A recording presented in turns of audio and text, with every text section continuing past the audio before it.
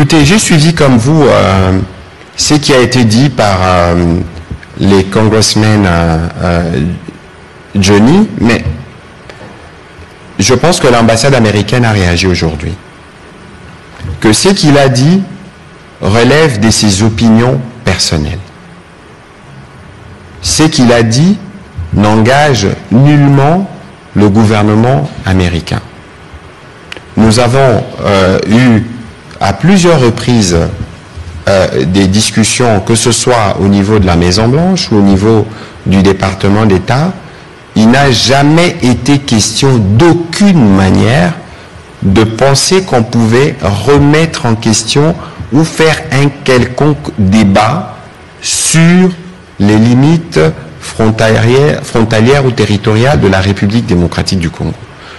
Pour preuve, regardez, le 27 janvier, je pense, il y a eu un premier appel entre les secrétaires d'État Rubio et le président Tshisekedi. Si vous regardez, on parle dedans de la souveraineté de la RDC, et vous avez aussi suivi que le même gouvernement américain a pris des sanctions contre James Kabarebe, qui est ministre d'État au Rwanda, qui est considéré comme l'architecte de la guerre dans l'Est.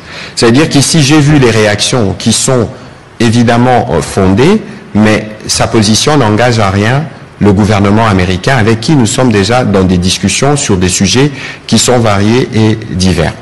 Alors, dans les commentaires, j'ai aussi vu qu'on parle de minerais dans cette partie Est, mais on vous a déjà démontré ici que la raison pour laquelle on nous fait la guerre dans l'Est, mais c'est parce que nous voulons justement améliorer la gouvernance, parce que nous voulons justement apporter plus de transparence. Nous n'avons jamais dit que tout était parfait, mais regardez depuis combien de temps cette violence persiste dans cette partie du pays.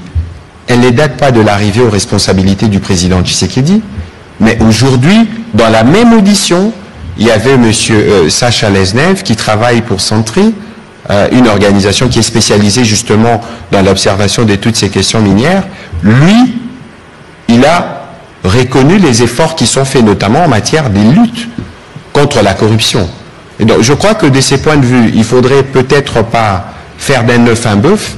C'était une opinion personnelle qui a été exprimée, évidemment avec une certaine orientation, qui montre que le conflit en République démocratique du Congo, c'est pas en 24 heures ou en 72 heures que vous faites le tour dans la région, que vous en maîtrisez tous les méandres.